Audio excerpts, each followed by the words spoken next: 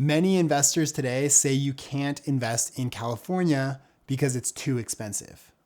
Now, Joe reveals the core secrets to successfully investing in California through many up and down cycles over the past 40 years. Let's check it out. I was 20, no cell phones, no internet, nothing. I bought my first house. I was so excited at 20 be able to not only qualify by myself, but to buy a house. I moved from my bachelor pad, I called it my bachelor pad, into the house that my wife and I bought together because she didn't want to live in my bachelor pad. And about 6 months later, I was perusing what used to be a local paper here, and you said you grew up here, so you might remember the Penny Saver. It was just a local throwaway paper. Of course, yeah. And that's the type of advertising that was done back then. Again, no internet, no nothing, just papers. That in the Yellow Pages. Then the Yellow Pages. So it was the description of the property: 2-bedroom, 1 bath, takeover payment. I go, what? What is that? It's like. So is that a seller financing kind of thing? Back then, yeah, kind of a little bit. And what was happening was she was getting a divorce, and the loan on the property was an FHA loan. And back then, we used to be able to assume those loans, which means it stayed in the name of the seller, but we just took over the payments, which is what you wanted me to do. So I literally took over 2 payments, and I own that property. I still own that property. That's amazing. So you get put on the title.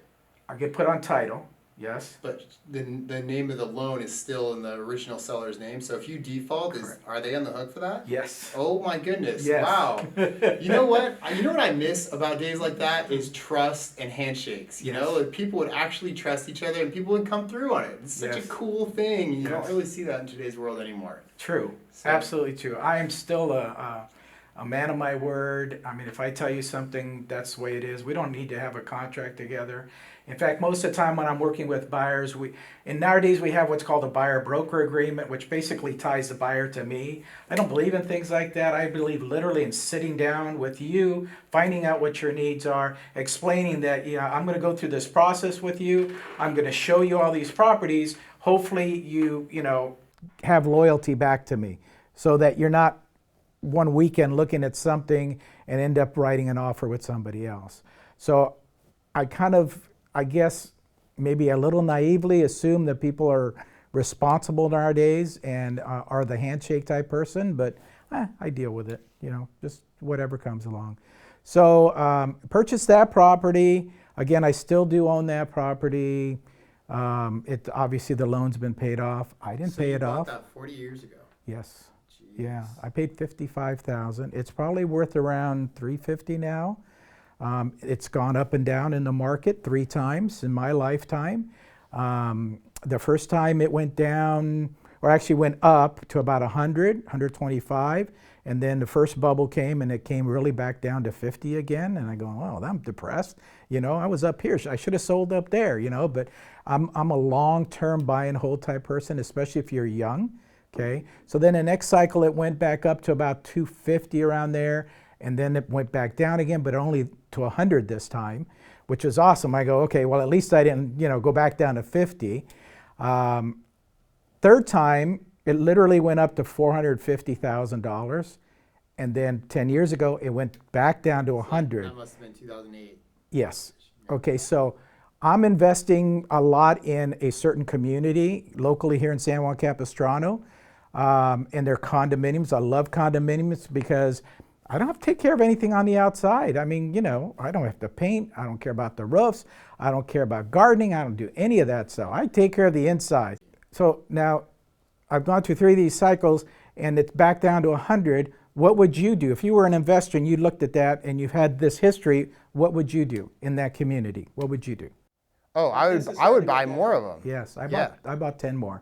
There you go. Yes. Yeah. And so now I'm in the process of either selling them because I'm older than you are, and at the end of the day, I can't take it with me, so I have to, be able to kind of use it to do other things. I'm doing 1031 exchanges as well with some of the properties, so I'm going from what I would describe a C property, I'm moving that up to a B property. A condo that's 40, 45 years old, I'm buying properties locally here for about the same price that I'm selling the condo for. So to me, that's a great trade. You know, going from a from a C to a B property, and having something brand new to start all over again. Is it still all in Southern California, or are you going Everything. other places? Cool. Everything here. But didn't you hear that there's no deals to be had in Southern California? I hear that all the time, and that's awesome because the last deal we did, we actually found it through kind of a wholesaler. He was a lender in San Diego. He came up to look at a property with his client, and there was renters in there, and the client wanted to refinance the property. They literally walked into a hoarder house, and the lender said, no, the bank is not going to give you a loan on this, okay? So what do you want to do? Well, I guess we can sell it. Oh, geez, we're not going to be able to get much, are we? So the lender went back to San Diego, Googled flippers in Orange County, and found me and my website. Called me up, says, hey, you want to look at this property? You want to buy it? And I said, yeah, absolutely. So we went out there, gave them an offer, and they accepted it. We just ended up closing on that property, I believe, yesterday. We ended up making, I think it was $40,000 more than we had originally anticipated, because the market is pretty hot right now. We did go look at a property on the MLS a couple of days ago. And again, that type of property you walk into as a normal buyer, you'd literally walk in and walk back out. It was a probate sale. It was a total mess. I mean, really, really bad inside, just really, really bad. Those are the properties we pick up. Even off the MLS, I have agents calling me and saying, hey, I've got this. You know, are you interested in it? And fine, that's fine. I mean, even if they want to double end the transaction, which means they're representing the seller and the buyer, which is me, it's fine with me. I'm looking for the deal, okay? Because that's where I'm going to make my money, is the deal. So as far as investing in California or any really competitive area like Hawaii or New York City, you should know the area. Know it very, very well. Know what you're investing in. You should always invest in what you know. Recognize what an up and down market cycle look like in that market, and you're going to be so much better equipped to be able to handle any kind of thing in that area and be able to be successful. So that's what I learned from Joe. It seems like that's what he's done and done it very successfully for over 40 years. So that wraps up our episode. We'll see you on the next one.